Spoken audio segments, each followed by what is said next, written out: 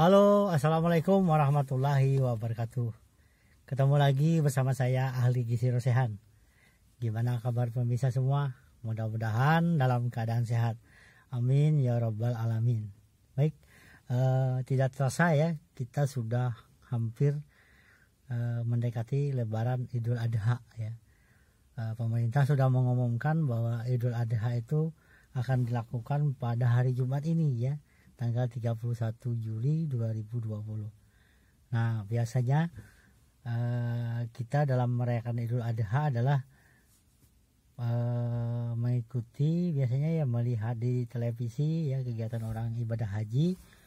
Kemudian habis itu kita juga bisa melihat di daerah-daerah, di masjid, di langgar, di tempat-tempat tertentu adanya penyembelihan hewan korban ya. Nah, hari ini saya mau mengupas sedikit tentang daging korban ya. Saya mau bercerita tentang apa saja tentang daging korban itu, zat gizinya, kemudian bagi Anda yang mengalami masalah penyakit tertentu sebaiknya bagaimana gitu ya. Baik, saya akan berbicara banyak hari ini ya. Mungkin waktunya cukup lama, jadi saya lebih detail membahas apa saja ya. Oke, pertama biasanya penyembelihan hewan korban ini menggunakan sapi atau kambing ya, atau domba ya. Kalau di daerah Arab itu biasanya ada unta juga ya. Di sini kayaknya nggak ada unta ya pemirsa. Jadi mungkin saya lebih spesifik membahas topik tentang daging ya, daging kambing dan daging sapi ya. Nah, sama-sama daging sebenarnya, saya bisa mengelompokkan sama-sama daging. Nah, dari segi zat gizinya dulu ya, dari segi positifnya sebenarnya kandungan apa aja yang ada di dalam daging ya. Nah, ini biasanya kan pemirsa hari ini atau besok itu akan mendapatkan kupon ya. Kupon dari Pak RT, mungkin dari yang mempunyai kegiatan, dari panitia ibadah korban mendapatkan kupon nanti mengambil daging korban ya. Nah, daging itu nanti akan kita konsumsi, kita masak ya. Nah, saya akan memberikan beberapa tips ya. Saya hari ini mau bahas lebih panjang ya. Jangan lupa like, subscribe ya, dan bagikan. Jangan sampai Anda putus-putus menonton video ini ya, nanti Anda rugi gitu ya. Saya mulai awal dulu, mulai dari kandungan gizinya. Oke, daging korban atau daging sapi atau daging kambing itu mengandung protein ya. Protein yang sangat dibutuhkan tubuh ya. Protein itu fungsinya banyak pemirsa. Protein diambil dari bahasa Yunani proteus ya, yang utama.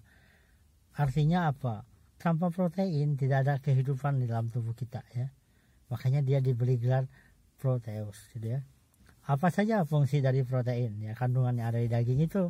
Pertama, dia sebagai pertumbuhan ya.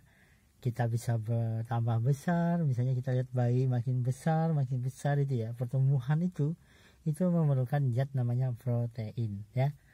Nah, yang kedua, dia sebagai antibody ya, antibody kekebalan. Tanpa ada protein kita tidak bisa bertahan ya, karena dia sebagai zat kekebalan ya. Nah, saat sekarang adanya COVID-19 ya, pandemi corona, protein sangat berperan dalam menangkal ya berbagai penyakit termasuk itu ya. Sistem kekebalan kita diperkuat oleh bahan yang dari protein ya pemirsa ya. Nah, tanpa itu tidak mungkin kita bisa bertahan ya. Kita mengenal adanya imunoglobulin ya, dan berbagai zat antibody itu dari protein. Makanya protein itu fungsinya sangat vital ya, sangat penting. Oleh karena itu kita juga dianjurkan jangan sampai protein ini digunakan untuk energi ya. Saya udah jelaskan lebih detail gini ya. Energi itu pertama diambil dari karbohidrat. Kalau karbohidrat tidak ada, dia diambil dari lemak. Kalau lemak tidak ada, baru diambil dari protein. Nah, kalau sampai energi ini diambil dari protein, fungsi protein sebagai antibodi dan lain-lain akan terganggu.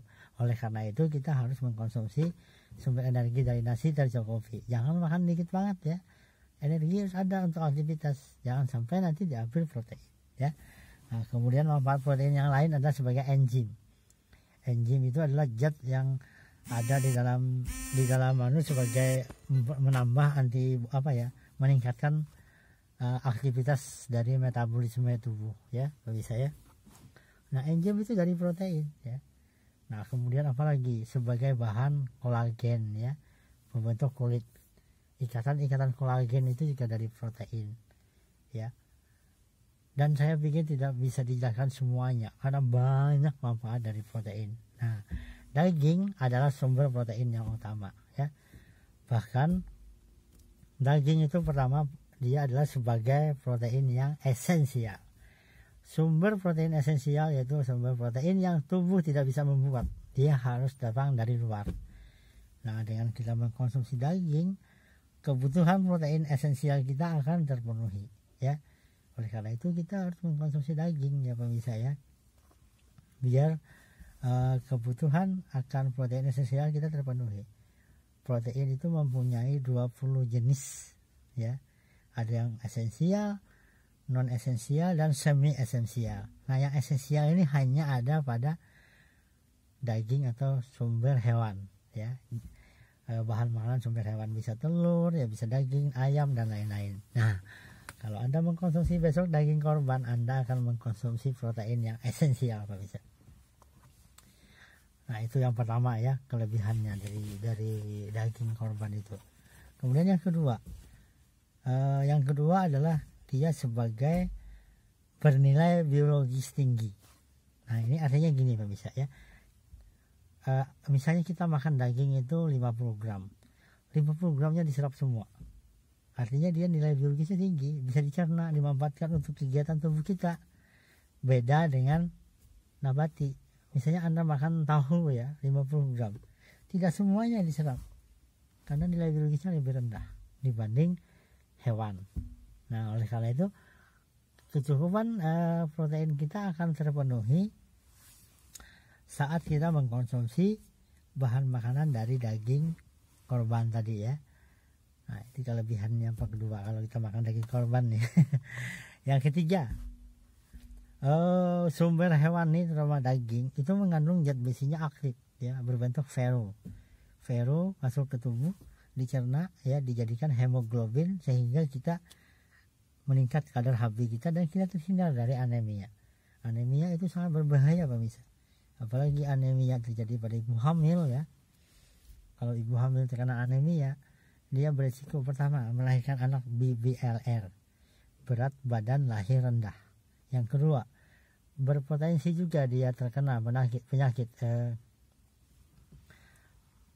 pendarahan dan bisa berisiko kena meninggal dunia ya. Kemudian janinnya juga bisa berbahaya, bisa meninggal dunia ya. Kemudian juga anemia juga bisa menyebabkan anak lahir gizi buruk ya. Anak lahir stunting. Stunting itu adalah anak yang lahir lebih pendek dibanding teman sebaya ya.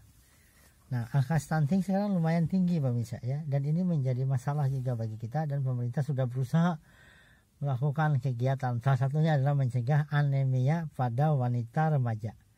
Ya, karena dia nanti akan jadi calon ibu yang akan melahirkan anak biar anaknya sehat. Makanya ada program namanya WUS ya, wanita usia subur itu diberi tablet besi ya. Kemudian juga diberi penyuluhan bagaimana memberi makan yang baik. Salah satunya konsumsi hewani ya. Nah hewan ini penting bisa ya. Nah kemudian berikutnya adalah jangan sampai anemia terjadi. Anemia itu tanda-tandanya macam-macam. Bisa lihat mual ya, muntah ya, kadang-kadang lemes, melayang-layang, kepala berputar-putar gitu ya, lemes, mengantuk ya, dan tidak konsentrasi. Nah ini bahayanya. Oleh karena itu konsumsi daging itu mencegah anemia ya. 3. Yang keempat pemirsa, daging itu mengandung atau sumber hewan itu mengandung namanya vitamin B12. Fungsi vitamin B12 sangat banyak. Salah satunya adalah sebagai pembentuk sel darah.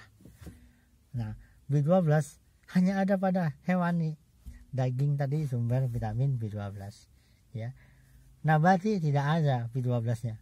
Jadi kalau Anda mau mengkonsumsi nabati, Anda tidak bisa mendapatkan vitamin B12. Bagi Anda yang mempunyai aliran vegetarian, Anda kekurangan vitamin B12. Oleh karena itu dianjurkan ada satu makanan yang ada vitamin B12-nya dari nabati adalah tempe. Ya, sebenarnya kedelai itu tidak mengandung vitamin B12, tapi karena dia difermentasi oleh bakteri sehingga vitamin B12-nya ada. Oleh karena itu bagi Anda yang vegetarian, Anda harus mengkonsumsi tempe setiap hari ya, biar Anda tidak kekurangan vitamin B12. Vegetarian kemarin saya bahas di sini ya, di topik ini seputar vegetarian. Bisa dilihat di video saya sebelumnya ya. Oke. Ada 4 kehebatan dari daging korban ya. Nah, bagi Anda yang mau mendapatkan 4 manfaat ini, Anda besok saat dapat kupon ngambil dagingnya, Anda masak ya. Tuh. Oke, itu segi positifnya ya. Dan banyak lagi kandungan yang lain yang ada di dalam zat besi. Ada zinc ya. Mineral zinc itu penting. Dia sebagai trace elemen di mana tubuh memerlukan berbagai reaksi ya. Nah, zinc ini sangat vital sekali. Bahkan orang-orang diabetes juga sekarang dianjurkan mengkonsumsi zinc biar memperbaiki insulin dia ya. Kemudian zinc juga untuk pembuatan rambut ini ya memerlukan zinc. Kemudian zinc juga tidak boleh kekurangan pada ibu hamil ya. Saya sudah kupas juga di video saya sebelumnya. Ibu hamil tidak boleh kekurangan zinc atau seng. Kenapa? Karena akan berisiko mempunyai anak bibir sumbing ya, pemisah bibir sumbing. Nah, ini yang perlu diperhatikan ya. Oke, ini yang positifnya. Kemudian yang negatifnya ada juga ya. Jadi sebenarnya ada negatifnya. Negatifnya pertama ada daging mengandung kolesterol. Nah, ini tidak bisa dipungkiri. Bagi Anda yang mempunyai kadar kolesterol di atas 200 mg per dl, saya anjurkan Anda konsumsi tapi jangan banyak ya. Itu satu dulu. Yang kedua, kalau mau juga hindari daging yang berlemak ya. Usahakan cari daging yang lemaknya sedikit ya, kalau mau juga nih besok ya. Ketiga, jangan mengkonsumsi jeroan ya. Nanti kan dapat juga nih, bagi orang yang berkorban bisa dikasih itu hati, otak, ginjal ya, paru dan lain-lain, itu kadar kolesterolnya tinggi. Bagi Anda yang mempunyai kadar kolesterol tinggi, jangan mengkonsumsi ini dulu ya. Ingat, kolesterol itu berbahaya kalau berlebih. Dia beresiko membentuk arteriosklerosis, pembentukan flak-flak yang ada di dalam pembuluh darah ya. Nah, ini jangan sampai Anda terkena serangan stroke dan serangan jantung ya. Oke, berikutnya adalah bagi Anda yang tadi tinggi ya, jangan dulu mengkonsumsi jeroan tadi ya pemirsa ya. Kemudian pilih daging yang tidak berlemak tadi ya, hindari yang berlemak banyak ya. Orang yang mempunyai kolesterol tinggi itu dianjurkan mengkonsumsi daging hanya sebulan sekali ya, dan jangan menggunakan kolesterol yang tinggi atau lemak pada dagingnya yang banyak ya. Nah, itu yang pertama. Yang kedua, bagi Anda yang mempunyai asam urat tinggi. Nah, ya bagi Anda yang mempunyai asam urat tinggi, hindari mengkonsumsi jeroan ya. Jeroan itu kadar asam uratnya tinggi sekali, kadar kolesterolnya tinggi sekali. Jadi Anda hindari usus, otak, pokoknya seputar perutnya itu ya, termasuk hati, otak ya, itu dihindari bagi Anda yang mempunyai kadar asam urat tinggi ya, di atas 6 ya. Kemudian berikutnya adalah bagi Anda yang hipertensi. Nah, bagi Anda yang hipertensi, konsumsi daging jangan yang berlemak ya. Kalau mau juga dikit aja. Dan jangan juga mengkonsumsi jeroan ya. Jeroan itu sangat tinggi kadar natriumnya ya. Nah, ini jadi makanan yang tinggi jeroan itu tinggi asam urat, tinggi kolesterol, tinggi natrium ya. Oleh karena itu Anda yang bermasalah dengan ini jangan mengkonsumsi itu ya.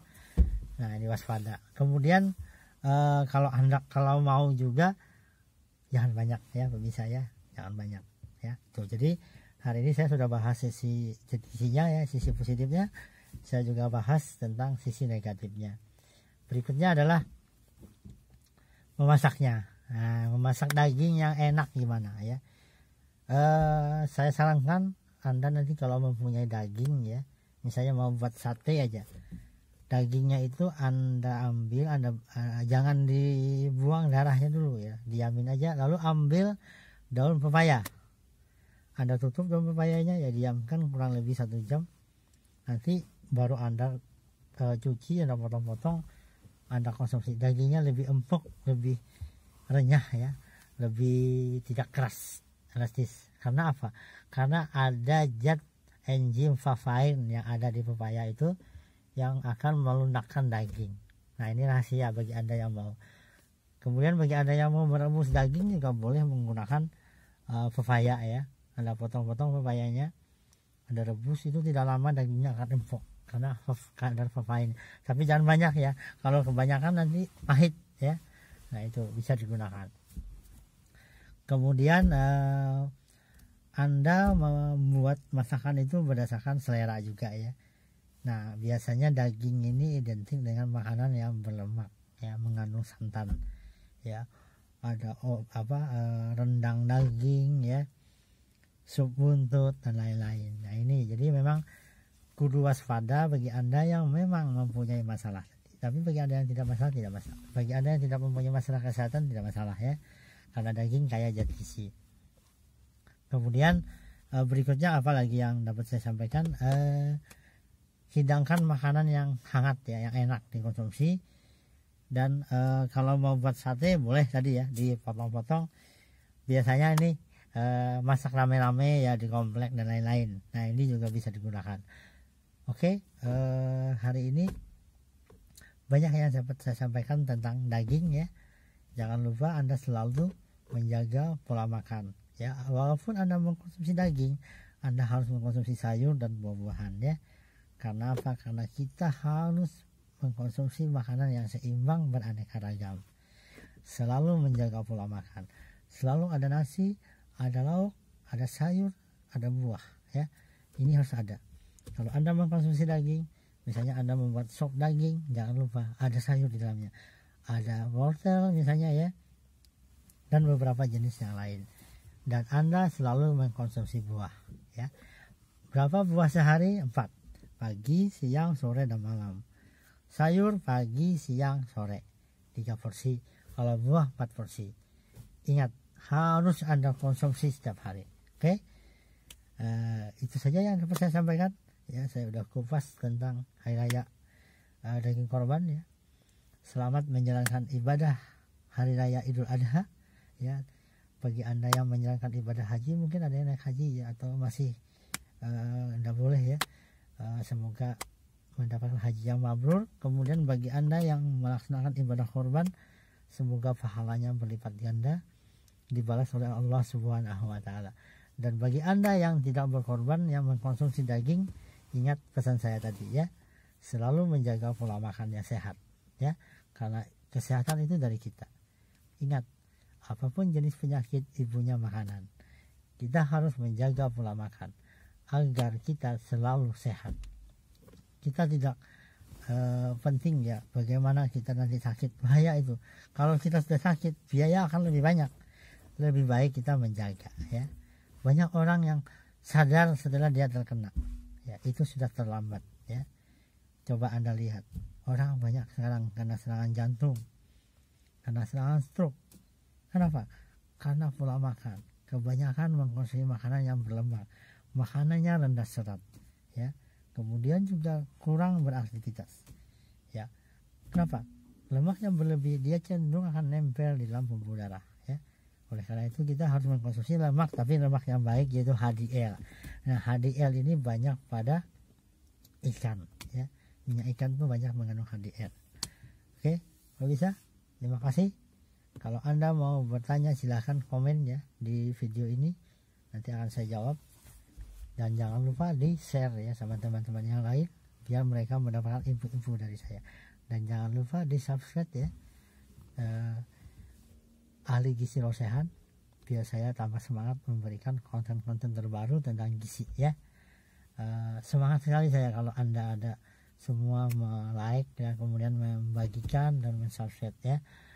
Terima kasih. Semoga kita selalu sehat. Selamat Hari Raya Idul Adha ya. Minal aidin wal faidin. Mohon maaf lahir dan batin. Saya sebagai ahli gizi Rosehan minta maaf kalau ada salah selama ini. Terima kasih. Salam Gizi Indonesia. Assalamualaikum warahmatullahi wabarakatuh.